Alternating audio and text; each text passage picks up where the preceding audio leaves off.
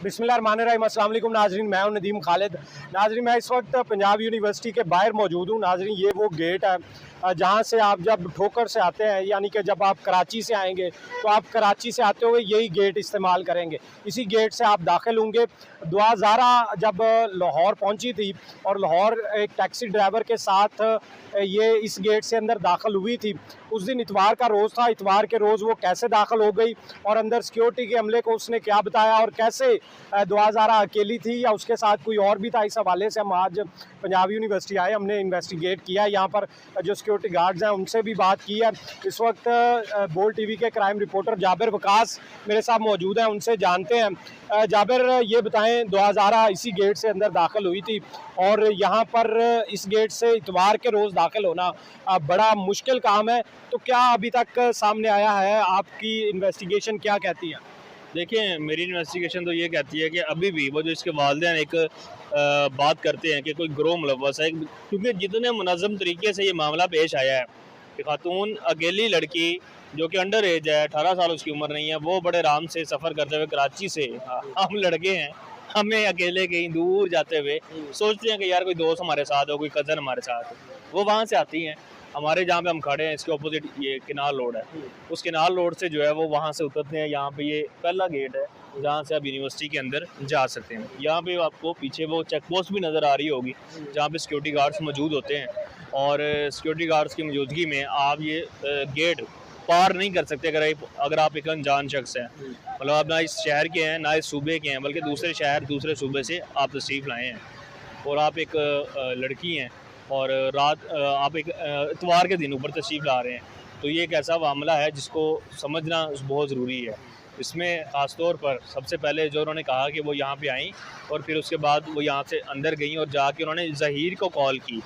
इसका मतलब है कि यहाँ पे कोई शख्स ऐसा मौजूद नहीं था जो उसके ज़हीर के साथ राब्ते में रह सकता हो, तो फिर वो अंदर कैसे चली गई?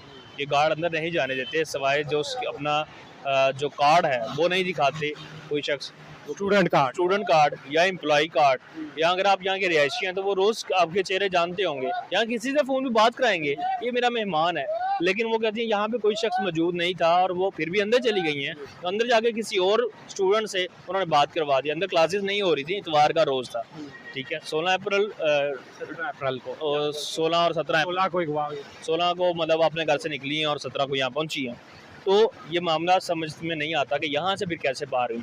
इसका मतलब है जो शबीर है उनका भाई जो यहाँ के यूनिवर्सिटी का मुलाजम है, वो यहाँ पे रहता था और वो यहाँ पे खुद मौजूद था, और जो मुझे समझ आता है कि उसने आके यहाँ पे आके उनका गेट खुलवाया, उनको अंदर जाने दिया, और जब वो अंदर चले गए तो फिर रिकॉर्ड का हिस्सा बनवाने के लिए यहाँ किसी स्टूडेंट से कॉल करवा ली गई, ठीक है। क्योंकि अमूमी तौर पे यहाँ ये भी होता है कि जो इतवार का रोज़ है तो हॉस्टल के बाहर कुछ लोग फिर रहे होते हैं कोई यूनिवर्सिटी में हॉस्टल से, तो वो दुआ अगर अकेली होगी, दुआ कहती है कि फीमेल किसी स्टूडेंट से उसने लेकर कॉल की ज़हीर को, तो इतवार के दिन कोई फीमेल स्टूडेंट तो यहाँ नहीं होगी। यूनिवर्सिटी जब बंद होगी तो कैसे कोई फीमेल स्टूडेंट उनको कॉल करवा सकती है? तो मुझे तो लगता है ये बात वैसे ही इसमें कोई सदाकत नहीं है।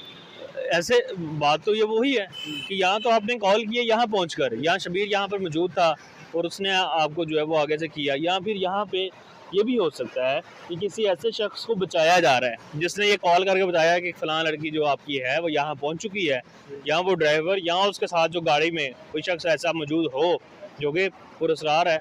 अभी तक जब टैक्सी ड्राइवर साथ है तो टैक्सी ड्राइवर से कॉल करने के बजाय, ज़हीर का नंबर याद है जो वहां से बिठा के ले आया है, तो उस टैक्सी ड्राइवर से कॉल भी तो हो सकती थी। वो टैक्सी ड्राइवर की कॉल का नहीं कहती, वो कहती है कि स्टूडेंट से मैंने लेकर किया। इसकी भी ये भी मामला मशकूक लगता है। जाहिर बात है कि टैक्सी ड्राइवर आज के दौर में किसी के पास मोबाइल ना हो, से कराची से उसने सफर किया उस टैक्सी ड्राइवर के साथ, तो वो बेटियों की तरह ही चाय लाया होगा, तो वो उसने रास्ते में बातचीत भी की होगी, बेटे से पूछा भी होगा बेटी क्या करती हो, कहाँ जाना है, क्या मामला है, तो उसने बताया होगा, कोई भी बात बता दी होगी, तो यहाँ उससे कॉल कर सकती थी। उसके पास तो मोबाइल होगा ना।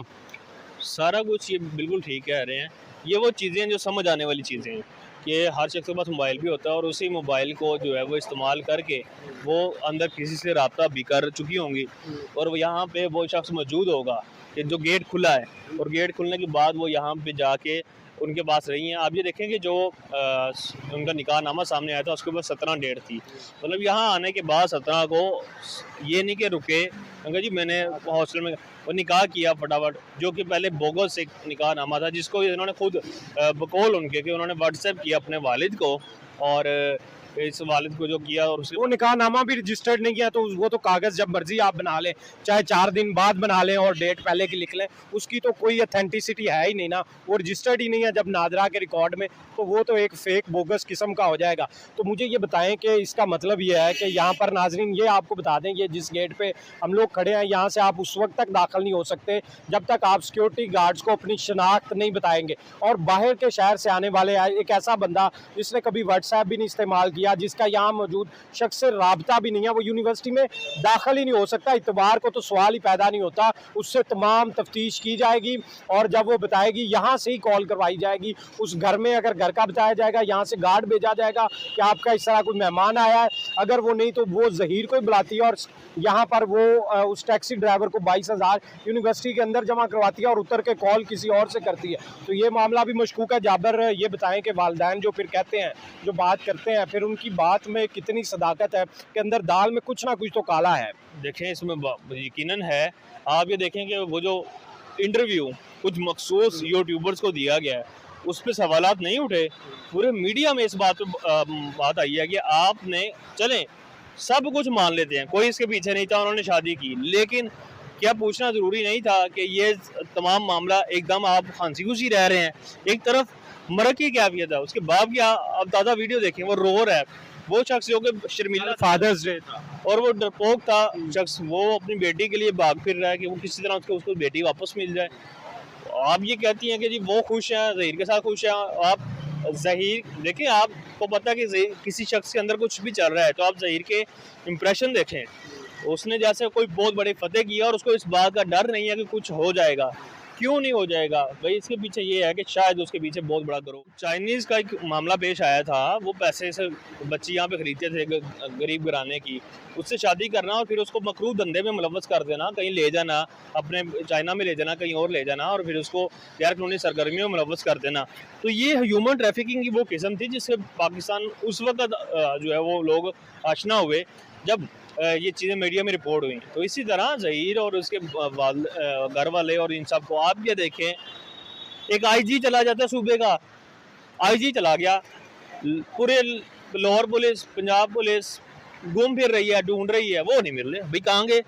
2 सूबों की अदालतों ने तलब कर रखा है, लाहौर हाईकोर्ट ने लहदा तलब कर रखा है, सिंध हाईकोर्ट ने लहदा तलब कर रखा है, ये लोग पेश होने को तैयार नहीं है। उल्टा हो ये क्या रहा है कि जैसे ही उनको ज़्यादा प्रेशर आता है तो उसकी जो सास और उसका जो जेठ है ये शबीर, ये अदालत में पेश होते हैं। जी पुलिस हमें हरासा कर रही है, एक शख्स की बेटी आप उठा लाए हैं, वर्गला के, बिस्ला के। मैंने आपको पहले भी एक दफ़ा बताया था, मैं दोबारा कहता हूँ, अंडर एज लड़की को बिल्हाक फैसला कर मजबूर करना इस बात पे कि वो शादी करे आपके साथ, आपके पास घर बार छोड़ के आ जाए, ये भी एक कानूनन जुर्म है। इसकी सज़ा ज़हीर को मिलनी चाहिए। पता नहीं उनके वालिदैन और उनके वो वकील किस सेंस में काम कर रहे हैं। ये मैं सिर्फ इसलिए कह रहा हूँ कि जो दुख है वालिदैन का, मैं उनके साथ खड़ा हूँ, मैं उनके वालिदैन के दुख के साथ खड़ा हूँ। चाहे माहिम जुनैरा जो है वो, उन्होंने एक इंटरव्यू किया और उसके ऊपर जाम शीरी करके उन्होंने हर तरफ जो है ना वो अपनी तरफ से एक बड़ा लाइट सा टच देने की कोशिश किया, हालांकि उसके ऊपर जाम शीरी वालों की तरफ से भी एक नोटिस आ चुका है उनको, ठीक है, लीगल नोटिस मिल चुका है। एक बात याद रखें कि ये वो खातून जिस तरह खेलने की कोशिश कर रही है ना अपने सब्सक्राइबर बनाने के लिए, अपनी मशहूरी के लिए, ये इनके गले में पड़ जाएगा। वो अभी जो ये ऐलान करती फिर रही है ना कि वो दोबारा इंटरव्यू ले रही है दुआदारा का, और फिर उसके शबीर जो है वो फिर अपने एक मखसूस यूट्यूबर्स को इंटरव्यू देते फिर रहे हैं। वो क्या है कि वो उन्होंने उनको भी अपने उस सिस्टम का हिस्सा बना लिया है कि इनके ज़रिए जो है ना वो दोबारा, अब चूँकि अदालतों से वो निकल आए हैं, अदालतों से काफ़ी हद तक उनको रिलीफ मिल गया है, तो वो जो है वो चढ़ाई कर रहे हैं, वो अपने आप को साबित करेंगे जी उन्होंने कुछ गलत नहीं किया। पाकिस्तान में कोई भी शख्स जो इस इंटरव्यू को देख रहा है वो ये कमेंट करके बताए कि वो इस बात की इजाज़त देगा कि उसकी अपनी बेटी भागे चली जाए, उसकी अपनी बहन भागे चली जाए, और वो भी कम उम्र, अभी उम्र पूरी ना हो, बेचारे 14 साल 15 साल की एक बच्ची हो, वो घर से चली जाए और कोई उसको उस ट्रैप कर ले, उसका दिमाग जिस तरह भी अपने चुंगल में फंसा ले और ले जाए, ये तो और भी दुख की बात है। बिल्कुल ये असल दुख की बात है, ये मुआशरे की कहानी है। देखिए हम पागल हो सकते हैं, आप पागल हो सकते हैं, हमें हमें लोगों को इल्ज़ाम लगा सकते हैं कि जी ये यूट्यूबर या सहाफ़ी जो है वो शहला रज़ा जैसी एक ऐसी खातून जो कि स्पीकर रही हैं सिंध असम्बली की, वो एक उनके साथ खड़ी हैं, वो उनके साथ कंधा से कंधा मिला के खड़ी हैं। वो क्यों खड़ी हैं? उन्हें नज़र आ रहा है कि ये ह्यूमन ट्रैफिकिंग की एक बहुत बड़ी मिसाल है, ये एक बदतरीन किस्म की मिसाल है और एक नई किस्म है। ये लोगों को लत लग जाएगी कि इस तरह किसी की भी माँ बहन बेटी को जो है वो इस तरह भगा लो घर से और उसको गोदी डाल दो कि ये हमने शादी कर लिया, हम बड़े खुश हैं। ये खुश जो है वो पता लग जाएगा, ये 2-4 दिनों में और पता लग जाएगा आपको, ये चीज़ें जब सामने आना शुरू होंगी। बिल्कुल, बहुत शुक्रिया जाबिर वकास हमारे साथ मौजूद थे।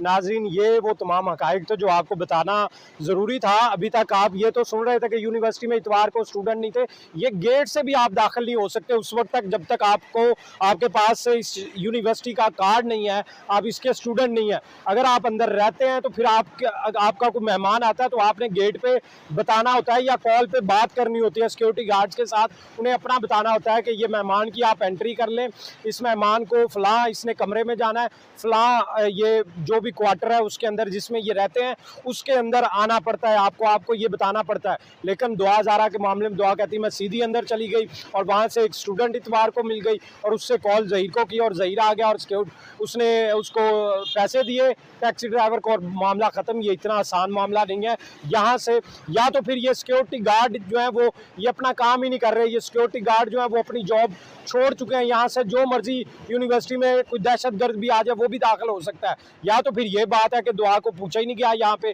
या फिर कोई मामला कुछ अंदर और है। ये लाजमी अब आज कोशिश हमने की इसका पता लगाने की और डिग आउट करने की कोशिश की गई है।